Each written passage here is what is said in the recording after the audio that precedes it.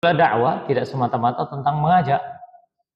Dakwah juga ada yang dengan menggunakan lisan, ada juga dengan menggunakan tulisan, dan ada juga menggunakan contoh ataupun akhlak yang mulia. Maka inilah dakwah. Inilah dakwah. Ma'asyiral muslimin rahimani rahimakumullah. Lalu bagaimana dakwah dalam Islam?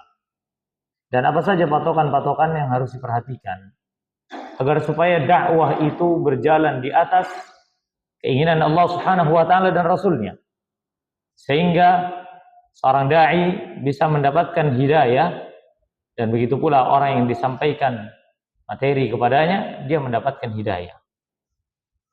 Ketahuilah bahwasannya hati manusia ada di bawah pengaturan Allah Subhanahu wa taala. Ada di antara jari jemari Allah Subhanahu wa taala. Allah Subhanahu wa taala membalikkannya sesuai dengan keinginannya, sesuai dengan kehendaknya. Tugas kita adalah menyampaikan. Bahkan para nabi dan rasul, Allah Ta'ala firmankan dalam Al-Quran, wa ma'alaina illal balaghul mubin. Dan tidaklah ada kewajiban bagi kami kecuali balaghul mubin. Balagh yaitu menyampaikan. Al-mubin dengan penyampaian yang jelas. Udah, tugas kita adalah menyampaikan, jemaah. Kita nggak ada tugas untuk merubah orang menjadi lebih baik atau menjadi orang yang sesuai dengan keinginan kita. Tidak. Jadi jangan kepedean kita. Kita sering menjumpai diri kita kalau ngajak orang, contohnya melakukan kebaikan, terus nggak digubris. Kita ngomel, kemudian kita mengatakan, wallahi Ustaz, ana sudah ngajak dia bolak-balik, tapi dia nggak mau dengerin. Wallahi Ustaz, ana sudah capek begini-begini. Nah, kenapa ada perasaan capek dalam hati kita? Karena kita merasa punya kewajiban untuk merubah manusia sesuai dengan keinginan kita. Nabi alaihi salatu wassalam ketika beliau dakwah ke kota Taif, beliau tidak mudah dakwahnya. Di sana tidak disambut dengan hangat, tapi disambut dengan kekerasan. Kalau kita menjumpai di zaman sekarang ada pengajian yang dibubarkan contohnya, maka Nabi alaihi salatu wassalam cobaan dakwahnya lebih besar. Ya, terkadang kita ini ada kajian sirah. Ya, alhamdulillah ada kajian sirah sama Ustaz Ammar Baradraf, hafizallahu taala. Apa fungsinya dari belajar sirah itu? Bukan semata-mata mengetahui tentang kisah, jemaah. Tapi agar supaya hati kita ini lembut. Agar supaya hati kita ini mengerti bagaimana dakwah Nabi alaihi salatu wassalam kepada kaumnya. Ya. Ketika Nabi alaihi salatu wassalam berdakwah ke kota Taif, lihat, beliau disambut dengan lemparan batu. Beliau disambut dengan cacian makian. Beliau diusir. Sehingga sekujur tubuh beliau pun berdarah. Mengeluarkan darah segar. Tapi Nabi alaihi salatu wassalam tidak memaksa manusia untuk memenuhi dakwah beliau. Beliau hanya menyampaikan sesuai dengan apa yang telah Allah Subhanahu wa taala firmankan. Maka disinilah jika seandainya Nabi alaihi salatu wassalam kewajiban beliau adalah menyampaikan apa yang telah Allah wahyukan, maka bagaimana dengan kita? Nah, tugas kita adalah menyampaikan dan mendoakan dengan kebaikan setiap orang-orang yang kita ajak ya menuju kebenaran. Poin yang pertama yang harus kita perhatikan dalam masalah berdakwah kepada Allah, kepada kaum muslimin di atas jalan Allah Subhanahu wa taala adalah memprioritaskan agar supaya kaum muslimin menuntut ilmu syar'i dan memahami agama. Ini di antara ciri-ciri dakwah Islam. Di antara ciri-ciri dakwah Islam. Ana enggak ingat ya, enggak usah dipikir dengan dakwah-dakwah yang lain. Ana tidak menyinggung dan Anda tidak perlu menyebut. Oke. Intinya adalah dakwah seorang muslim atau seorang dai yang berlandaskan Islam adalah mengajarkan manusia agar supaya memprioritaskan ilmu syar'i dan belajar agama. Belajar agama. Bukan motivasi duniawi. Tidak. Kalau seandainya belajar tentang dunia, contohnya tentang bisnis, itu pun diajarkan menurut kaidah-kaidah Islam. Diajarkan menurut kaidah-kaidah Islam. Menurut syariat Islam. Kenapa? Karena inti dari ilmu adalah tafaqquh fid din. Jadi kalau kita dakwah itu mengajak orang untuk hadir ke majelis ilmu. Mengajak orang untuk belajar ilmu agama. Ya, makanya ketika kita mengajak, kita harus membangkitkan motivasi dalam diri kita. Bahwa kita mengajak orang lain untuk hadir ke majelis ilmu. Itu adalah bagian dari cara dakwah kaum muslimin. Sejak zaman Nabi alaihi salatu wassalam.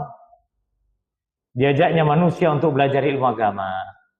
Diajarkannya manusia ilmu agama yang mungkin belum difahami. Ya, tulus dan kasih ketika mengajarkan ilmu agama kepada manusia sehingga manusia tidak menjauhkan diri dari ilmu agama. Ya, menjauhkan diri dari ilmu syar'i. Karena berdakwah itu intinya adalah mengajak manusia mengenali Allah Subhanahu wa taala.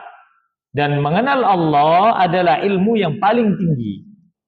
Mengenal Allah adalah ilmu yang paling tinggi. Fa'lam annahu la ilaha illallah wastaghfir li dzambik walil mu'minin.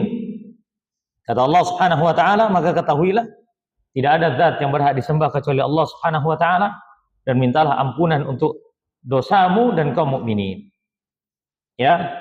Maka puncak tertinggi dari ilmu apa jemaah? Beriman kepada Allah Subhanahu wa taala. Maka kita mengajak manusia untuk belajar ilmu agama.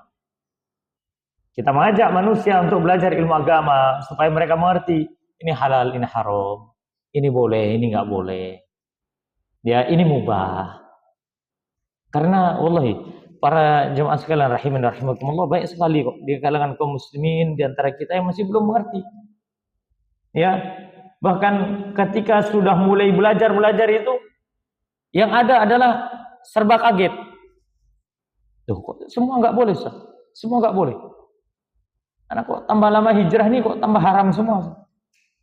Pernah kita jumpai demikian? Sering. Dalam hati kita. Loh, ini loh sudah biasa saya kerjakan. Sudah biasa saya lakukan. Kok tiba-tiba saya belajar hijrah ini Ustaz, kok tiba-tiba haram? Kok tiba-tiba haram? Maka apakah semua urusan syariat ini haram Ustaz? Maka jawabannya adalah tidak. Urusan syariat tidak ada yang berubah.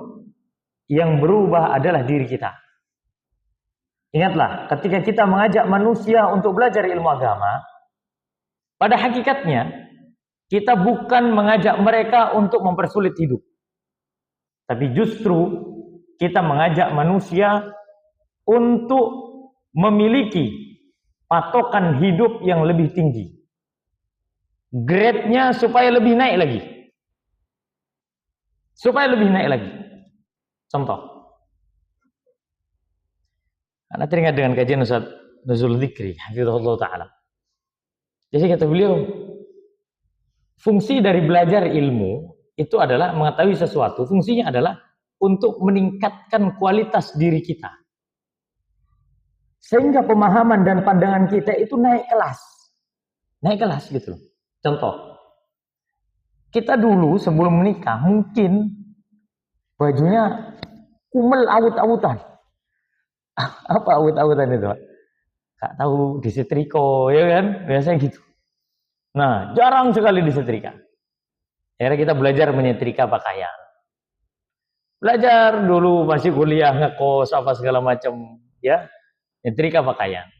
Akhirnya tahu, oh begini loh bentuk pakaian rapi.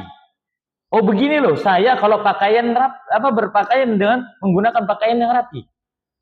Sehingga standar kita dalam masalah pakaian naik. Karena sebab apa? Kita tahu cara nyetrika. Kita tahu cara nyetrika. Ketika kita melihat ada orang yang bajunya katanya sudah disetrika, tapi seperti belum disetrika, maka kita akan mengatakan dalam hati minimal, ya kan?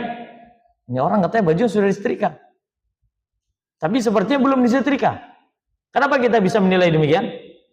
Karena kita sudah naik grade-nya. Karena kita sudah tahu, oh ternyata begini, oh ternyata begitu. Ya ternyata begini, oh ternyata begitu. Maka pengetahuan itulah yang menjadikan seseorang bisa menilai dan dirinya pun akan bernilai. Ini urusan dunia. Belum lagi urusan agama. Contoh mudah saja, contoh mudah lagi. Kita nonton timnas. Lawan Saudi. Yang ngerti bola ngamuk-ngamuk, Pak. Betul nggak? Iya, yang nggak ngerti bola. Apa orang ini? Orang bola sampai dibahas ke masjid. Masang status ini segala macam. Nggak ngerti bola. Dia nggak bisa menikmati. Grade-nya, kelasnya bukan berkumpul dengan penikmat bola. Tapi orang yang tahu tentang ilmu bola, dia akan merasa apa? Padahal dikit ilmunya. Jadi kalau seandainya nih, dia yang main pun tidak bakal menang. Ya, tapi namanya penonton kan komentator. Sebenarnya sepak bola itu nggak perlu dikasih komentator sebenarnya. Tinggal penontonnya kasih mix satu-satu gitu. Suruh dengerin nomelannya itu, saat stadion itu, Pak. Nggak jelas itu komentarnya gimana aja. Coba lihat. Kenapa orang berkomentar tentang sepak bola? Karena dia tahu serunya. Karena dia tahu bagaimana cara mainnya. Karena dia tahu dan sok tahu. Karena dia merasa punya ilmunya. Sehingga apa? Dia mau komentari. Ya apa timnas ini? Terus ganti pelatih. Kayak ngono. Mari ngono, pelatih nih minggat. Mari ngono, dia tetap enak juara. Habis itu naturalisasi gini-gini. Kenapa? Karena dia tahu ilmu tentang sepak bola. Akhirnya pandangan dia terhadap sepak bola pun naik tingkat. Coba dahulu saat kita tidak tahu apa-apa tentang sepak bola. Kita hanya melihat orang tua kita. Dia ngomel-ngomel tentang sepak bola. Sambil nyendok nasi di pagi hari. Ngomel-ngomel, dia opo. Membengi kalah terus, gak tahu menang gitu. Kita yang tidak tahu hanya mengatakan, kenapa bapak ini? Kenapa? Karena kita belum bisa menikmatinya. Ketika kita tahu, kita baru naik kelas kita. Maka itulah fungsi dari ilmu, jemaah. Fungsi dari ilmu. Kita mengetahui sesuatu untuk menaikkan cara pandang kita. Cara kita menilai sesuatu. Maka begitu pula dengan ilmu agama. Wallahi, kita tidak akan pernah merasakan. Dan kita tidak akan pernah bisa menilai. Agama ini mulia. Agama ini komplit. Agama ini adalah solusi dalam kehidupan kita. Kecuali kita harus menaikkan grade kita dengan ilmu pengetahuan kita tentang agama. Ayo sekarang. Ini contoh saja. Kalau ada orang, kita di sini, kita bicara di sini saja. Ada orang yang paham betul tentang emas. Ada orang yang sekedar tahu kalau ini emas. Beda tidak? Beda dong. Beda. Mungkin kalau di hadapan kami, kalau Anda menyodorkan dua emas yang bentuknya sama, dengan warna yang sama, kita akan mengatakan, sama aja ini emas. Iya atau tidak? Iya, karena kita tidak tahu. Sedangkan orang yang sering berkecimpung dalam bidang emas, dia akan mengatakan apa? Oh, ini beda, Ustaz. Ini kayaknya ada campurannya. Ini tidak ada campurannya. Apa ciri-cirinya? Anda ngelihat saja udah tahu, Ustaz. Kok Ustaz nggak tahu? Ya kita nggak tahu karena kita nggak punya ilmunya tentang emas. Kita tidak bisa menilai emas itu murni atau tidak murni kecuali kita harus tahu caranya dan kita harus tahu ilmunya. Oleh karenanya ketika orang tahu bagaimana cara bermain emas, dia bisa mendapatkan penghasilan dari itu. Sedangkan orang yang tidak tahu bermain tentang emas, tidak tahu tentang emas, dia hanya akan mengatakan apa? Ya sudah, ini emas. Kalau saya jual, saya dapat untung. Kalau saya jual, ini perhiasan. Kalau saya jual, ini adalah barang berharga, ini simpanan. Hanya sebatas itu saja. Ya, berbeda dengan orang yang betul-betul tahu dalam masalah emas, bahkan dia bisa membentuknya, bahkan dia bisa mencampurnya, bahkan dia tahu kadarnya, bahkan dia tahu cara buatnya, bahkan dia tahu. Ini kalau orang serba tahu ya, coba. Kita sama-sama ke toko emas. Kita nggak tahu emas, cuman bawa duit saja. Apa yang dibilang sama yang jual, kita matan apa? Iya wis. Oh kok ketok, gelang api tuku. Betul kan? Iya, buktinya apa? Orang Indonesia kalau umroh, bawanya apa? Emak-emak itu. Mas-masan. Oh kok doktrin apa? Emas Saudi lebih bagus. Gitu kan? Oh iya, lebih kinclong, lebih bagus. Udah gitu. Sehingga orang umrah itu pulang bawa emas. Gelang lah, kalung lah, itu sudah dari zaman bahala itu. Sedangkan orang yang tahu tentang emas, dia nggak mudah. Sama sesama pedagang, orang yang tahu ketika dia membeli emas, dia tidak akan mengatakan, oh iya ini emas bagus. Enggak. Minimal dalam hati, orang ini ngomong emas bagus, orang saya lo tahu tentang emas, gitu. Ya, makanya pernah kami guyonan sama Ustaz Hasan Al-Katiri hafizahullah ta'ala. Guyonan. Kata Ustaz Hasan ini, ana pernah disodorin sama orang tentang parfum. Ini parfum enak begini-begini. Ustaz Hasan cuman bengong aja. Ana tiap hari cium parfum. Anak tahu harga bibitnya berapa dari grade ini sampai grade ini. Anak makan ikut seminar tentang parfum. Ini orang ngasih tahu parfum begini-begini. Jadi kita nyeletuk. Nah, itulah Ustaz akibatnya. Kalau antum tahu, coba kita yang nggak tahu, iya aja. Iya aja. Dia sukses mungkin menjual parfum itu kepada kami yang nggak tahu. Tapi dia gagal jual parfum ke antum karena antum tahu. Lihat bagaimana cara menilai. Karena di atas ilmu. Begitulah kita menilai agama pun. Kita akan bisa menilai agama ini adalah solusi. Kalau seandainya kita mendakwahkan manusia agar supaya manusia mengetahui ilmunya. Maka istilah dakwah tersebut di atas ilmu. Sampaikan ilmu. Ilmu agama sampaikan. Membahas dunia, masukkan dalam kategori agama. Bahas tentang masalah fulus, masukkan bagaimana agama Islam memperhatikan itu. Agar supaya manusia itu mengerti bahwasannya agama Islam itu membahas semua saja. Iya. Agama Islam, Al-Quran dan Sunnah, tibyanan likulli syai'. Kata Allah Subhanahu wa ta'ala menjelaskan segala sesuatu. Tidak ada yang terluput sedikit. Tidak ada yang terluput sedikit pun. Kemudian yang berikutnya, apa muatan isi dari dakwah Islam yang seharusnya ada? Yang kedua adalah mengajak manusia untuk bersemangat dalam mengamalkan ilmu. Oke, ini jemaah ya. Kita ini kalau mengajarkan orang, nggak boleh kita hanya mengajarkan sebatas ilmunya saja tanpa mengajak manusia untuk mengamalkannya. Karena ketika seseorang mengetahui ilmunya, agar supaya dia kokoh di atas ilmu, maka wajib bagi dia untuk beramal. Bahkan orang-orang yang tahu ilmunya kan tapi dia tidak beramal, Allah ancam dalam surah As-Saff, ya As-Saff ayat 2 sampai 3, ya ayyuhalladzina amanu lima taquluna ma la taf'alun. Wahai orang-orang yang beriman, kenapa kalian mengatakan sesuatu yang kalian sendiri tidak lakukan? Kabura maqtan 'indallahi an taqulu ma la taf'alun. Sungguh kemurkaan yang besar dari Allah Subhanahu wa taala jika kalian mengatakan sesuatu yang kalian sendiri pun tidak melakukannya. Jadi isi dakwah dari agama Islam adalah mengajak ilmu kemudian beramal. Ilmu amal. Ya, itu saja.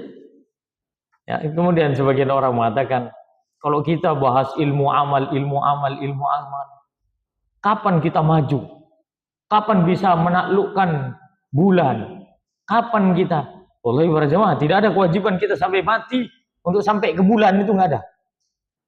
Ada sebagian kaum muslimin itu mengatakan, lihat orang-orang barat, keilmuan mereka sudah sampai ke bulan. Sedangkan lihat orang-orang kaum muslimin masih meributkan urusan-urusan agama, masih sibuk sama urusan agama. Kita katakan, Anda yang justru ketinggalan. Anda yang justru ketinggalan. Anda baru nyampe ke bulan saja sudah bangga. Nabi saya Muhammad sallallahu alaihi wasallam, nabi kita semua, sudah nyampe atasnya bulan. Apa itu? Langit ketujuh, Sidratul Muntaha. Menerima kewajiban salat dari Allah Subhanahu wa taala tatkala Isra Mi'raj. Dan itu perjalanan memakan waktu hanya 1 malam saja. Dan Rasulullah bukan sekedar ke atas itu, Mi'raj ke atas, itu bukan sekedar terima kewajiban sholat, kemudian setelah itu apa? Pulang, enggak. Diperlihatkan kepada Nabi ini surga. Diperlihatkan kepada Nabi ini neraka. Dia jalan-jalan jemaah. Lihat Nabi alaihi salatu wassalam. Sedangkan orang kafir yang sampai bulan yang diteliti apa? Watu. Batunya bulan gini. Tanahnya bulan begitu. Ngapain? Bromo enggak kurang-kurang batunya itu. Bromo enggak kurang-kurang pasirnya. Ngapain gitu? Enggak ada manfaatnya. Wallahi enggak ada manfaatnya. Kalau ada orang yang bisa menaklukkan bulan, kalau toh seandainya benar ya bisa menaklukkan bulan. Lihat. Nabi kita alaihi salatu wassalam pernah membelah bulan dan itu mukjizat dari Allah Subhanahu wa taala. Ketika kaum musyrikin berkumpul di hadapan Nabi alaihi salatu wassalam. Kemudian mereka berkata, "Wahai Muhammad, jika seandainya kamu adalah nabi dan rasul, mintalah kepada Tuhanmu untuk membelah bulan." Maka Nabi alaihi salatu wassalam berkata, "Lihatlah bulan tersebut." Ditunjuknya oleh Nabi alaihi salatu wassalam. Dan Allah belah bulan itu. Satu bagian ada di satu bukit, satunya lagi di Jabal Abi Kubais namanya. Maka bulan itu pun terbelah di zaman Nabi alaihi salatu wassalam. Ini mukjizat. Ngapain meneliti batu di bulan? Rasulullah sudah membelah bulan. Ya, dan kita beriman kepada apa yang telah disampaikan oleh Nabi kita Muhammad sallallahu alaihi wasallam. Itulah dakwah. Berilmu beramal, berilmu beramal. Bukan dibangun di atas angan-angan. Dakwah ini bukan dibangun di atas angan-angan. Bukan dibangun di atas ilmu khayalan. Bukan dibangun di atas cerita-cerita dusta berdasarkan mimpi-mimpi tak nyata. Itulah ilmu dan amal. Itulah ilmu dan amal. Karena mahalnya amal, tidaklah suatu perbuatan disebut amal soleh kecuali harus di atas ilmu. Dan tidaklah pengetahuan disebut dengan ilmu kecuali mengajak kepada amal saleh. Dua hal yang harus berkaitan. Kita ini meskipun kita punya ilmu sholat segala macam, apapun itu, dari bab rukun sampai syarat, sampai sunnah-sunnah, sampai pembatal-batal segala macam, tapi kalau kita tidak sholat, tidak menjadikan ilmu tersebut bisa kita amalkan, menunjukkan bahwasannya ilmu itu tidak bermanfaat dan itu tidak disebut dengan ilmu. Hanya sebatas pengetahuan saja, tidak lebih dari itu. Udah, asal tahu saja. Begitu cuma. Ya, oleh karena dakwah ini mengajak kepada ilmu dan amal. Ilmu amal, ilmu amal. Ketika kita sudah belajar ini dan itu, maka amalkanlah. Dan lihatlah Nabi alaihissalam bersama para sahabat dalam mengamalkan ilmu. Bahkan Nabi alaihissalam bersabda, khairun nasi qarni summal ladzina yalunahum summal ladzina yalunahum. Sebaik-baik umat itu adalah golonganku, kata Nabi. Zamanku. Kemudian orang-orang setelah mereka, orang-orang setelah mereka. Sahabat tabi'in dan tabi'ut tabi'in. Kenapa? Karena mereka itu tidaklah melewati 10 ayat dari Al-Quran kecuali mereka mempelajari ilmu dan mengamalkannya.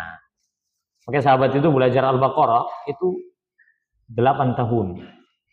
Belajar Al-Baqarah saja itu 8 tahun. Ya, kenapa? Karena mereka berilmu beramal, berilmu beramal. Ada suatu kisah yang unik ya, dialami oleh Imam Ahmad bin Hanbal rahimahullah ta'ala. Beliau itu mengatakan, sungguhnya saya belajar tentang haid, nifas, istihadah. Haid, nifas, istihadah. Itu kan urusan yang nggak bakal dialami oleh Imam Ahmad bin Hanbal rahimahullah ta'ala. Betul kan? Iya, Imam Ahmad laki, nggak mungkin jemaah haid, nifas, istihadah, nggak mungkin. Tapi beliau belajar selama 8 tahun. Belajar tentang 3 bab ini. Yang perempuan sendiri kadang nggak tahu. Imam Ahmad belajar 3 bab ini. Ya, 3 darah kebiasaan wanita ini 8 tahun. Dan Imam Ahmad mengatakan, ya, dalam kitab beliau, Bidayatul Mujtahid, beliau mengatakan, sesungguhnya bab ini adalah di antara bab yang paling berat dalam pembahasan fikih. Dan luar biasanya, kita tidak tahu. Kan kita tidak punya kewajiban, Ustaz. Tapi kan kita punya istri. Yang wajib bagi kita untuk mengajarkan kepada mereka. Haid, nifas, dan istihadah. Kita punya putri, kita punya anak perempuan. Ya, bagaimana haid, nifas, dan istihadah. Itu pembahasan panjang, jemaah. Pembahasan panjang. Maka dengan ilmu dan amal, dan kita sampaikan ilmu tersebut, insya Allah dakwah ini akan menjadi berkah. Jangan tertipu dengan dakwah-dakwah yang hanya semata-mata bukan berisi tentang ilmu, tidak. Tapi hanya untuk pamer dengan kecerdasan. Wah, ini jangan tertipu jemaah. Jangan tertipu. Terkadang orang itu tertipu hanya dengan kecerdasan pematerinya saja. Ya pokok tahu Al-Quran ayat berapa, juz berapa, surat apa, poinnya di mana, letaknya di mana, secara sains seperti apa, kagum betul. Allah luar biasa cerdas, orang ini pasti benar. Oh iya kah? Hah? Tidak. Kalau seandainya Allah memberikan hidayah kepada seorang disebabkan karena kecerdasan, niscaya para filsuf, orang-orang yang cerdas, para cendekiawan yang mereka orang kafir itu, niscaya Allah Subhanahu wa taala akan berikan ya hati yang bersih, atau Allah berikan hidayah kepada mereka. Ya. Oleh karena Ibnu Taimiyah mengatakan tentang orang-orang kafir ini, utu zakaan walam yu'tau zakaan. Mereka itu diberi kecerdasan, akan tapi mereka tidak diberi kesucian hati dan jiwa, sehingga mereka tidak mau beriman. Maka begitu pula dalam dakwah, jangan tertipu.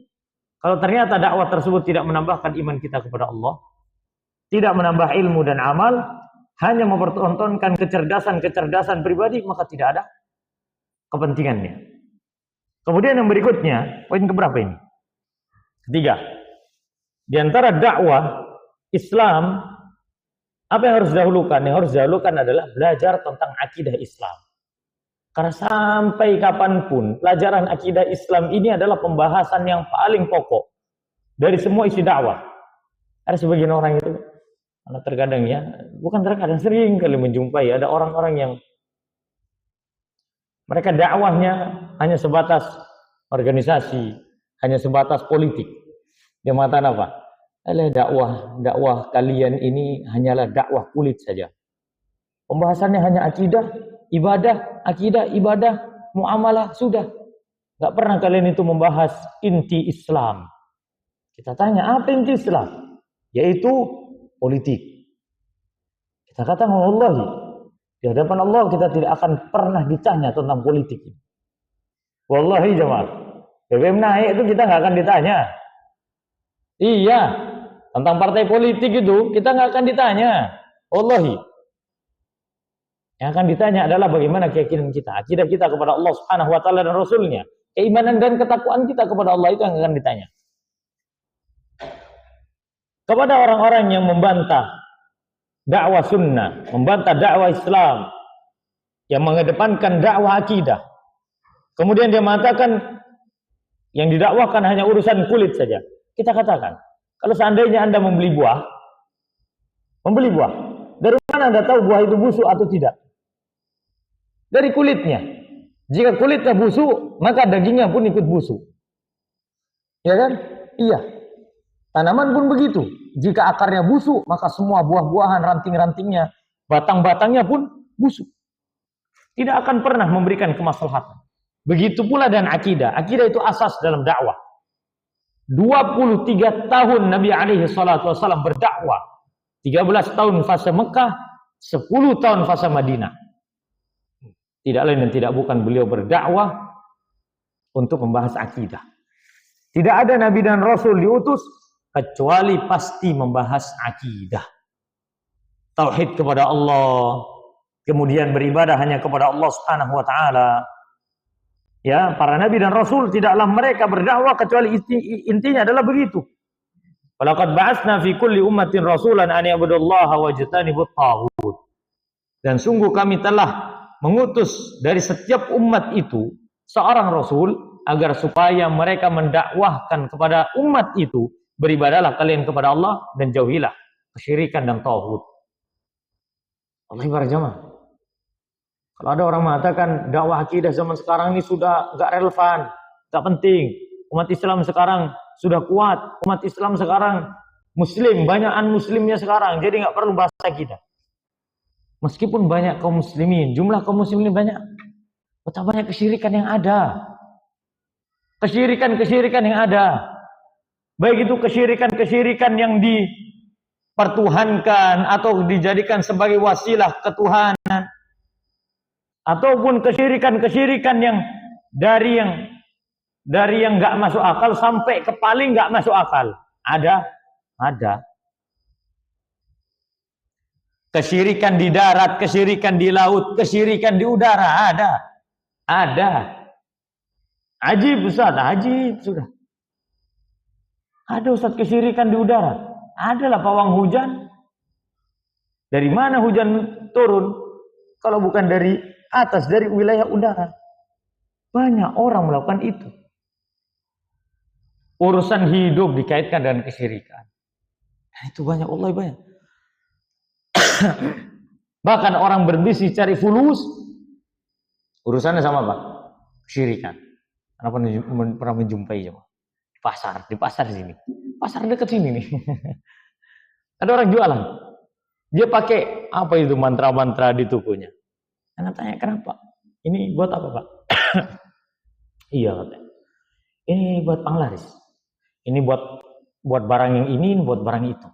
Jadi masing-masing item ada. Tomatnya ada, cabenya ada. Ada sampai ini. Itu ada masa expirednya enggak? Oh nanti kalau hati saya sudah mulai enggak saya datang. Datang ke siapa? Ada kiai ngasih. Mantap. Dapat dari mana? Kiai. Saya pernah di suatu daerah ya. Suatu daerah. Jember enggak nyampe Jember, adalah daerah enggak nyampe Jember tapi itu ajib itu. Karena pernah dakwah di sana itu nginep sampai 1 minggu, setiap bulan itu ada 1 pekan ke sana. Itu Pak sampai tahu ada kiai itu, kiai anaknya kesurupan.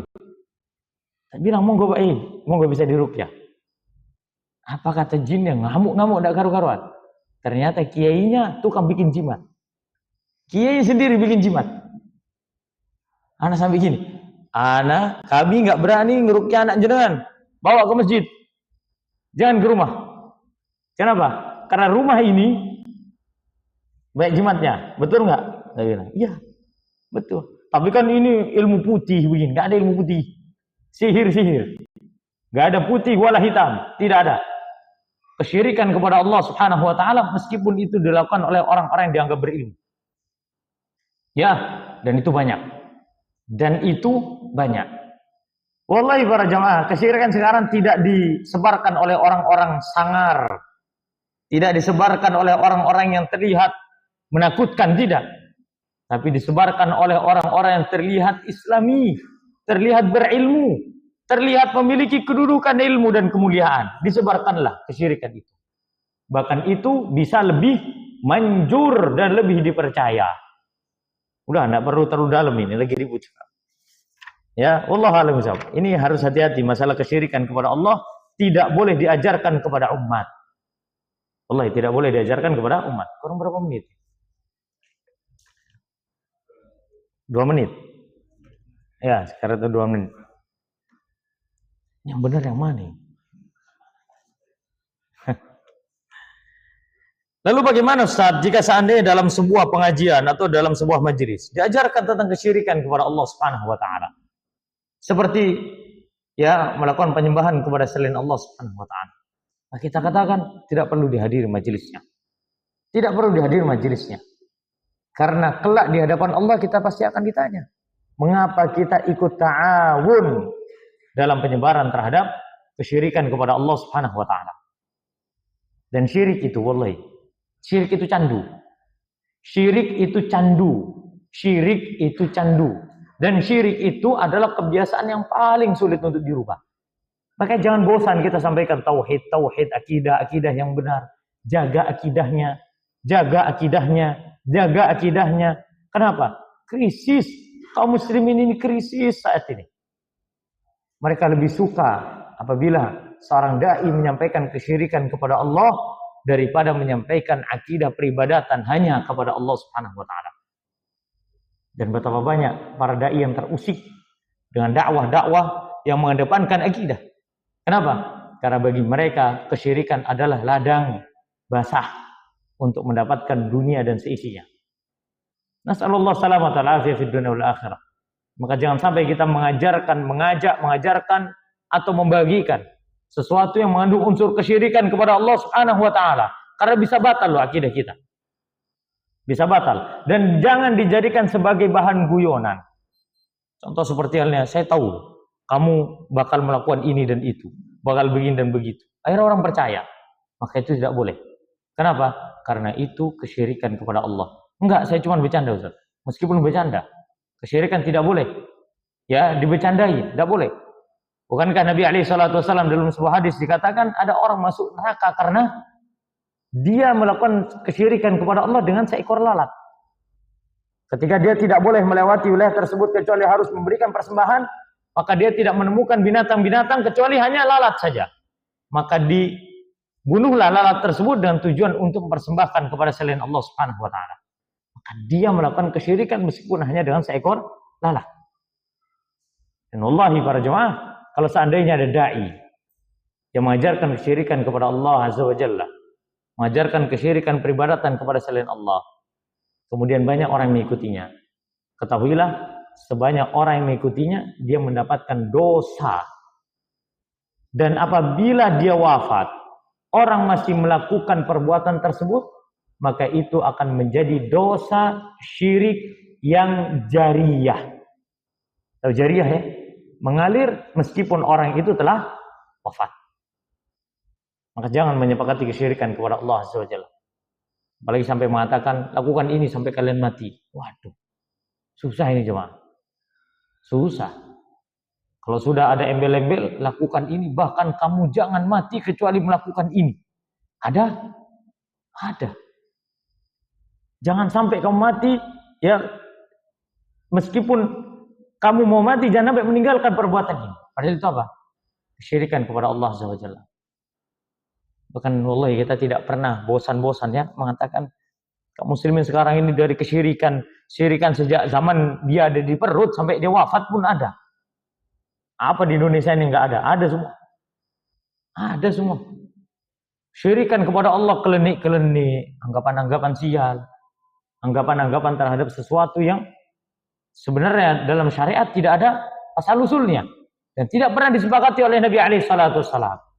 Tiarah, ya, beranggap sial terhadap sesuatu, maka itu semua tidak pernah diajarkan oleh Nabi alaihi salatu wasallam. Dan wallahi jemaah, di tempat kita tidak pernah sepi sejengkal pun dari kesyirikan kepada Allah Subhanahu wa taala. Maka kita dakwahkan akidah kepada umat. Wallahu a'lam bishawab. Sudah datang waktu Isya.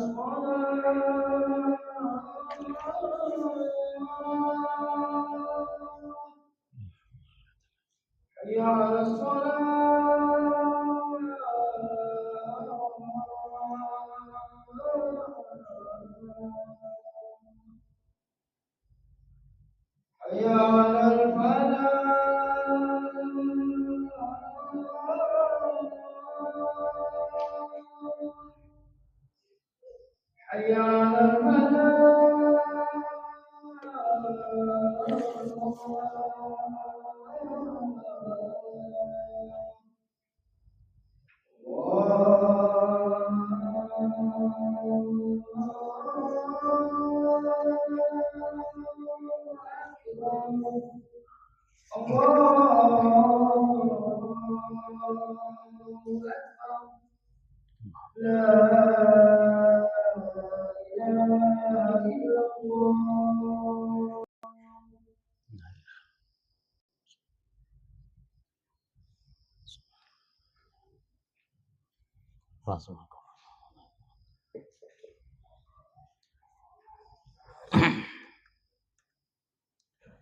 Baik, bismillahirrahmanirrahim. Alhamdulillah wassalatu wassalamu ala Rasulillah ma ba'd. Kemudian poin yang ke berapa? Keempat ya. Keempat apa? Kelima. Keempat. Yaitu memprioritaskan dakwah sunnah. Yaitu mengajarkan kepada manusia sunnah Nabi alaihi salatu wassalam. Karena sunnah itu adalah bagian dari tiangnya agama. Penyempurna agama kita adalah sunnah Nabi alaihi salatu wassalam. Maka ajarkan manusia terhadap sunnah. Karena sunnah ini, sunnah-sunnah Nabi itu adalah sesuatu yang berharga di zaman kita sekarang yang banyak dilupakan oleh manusia.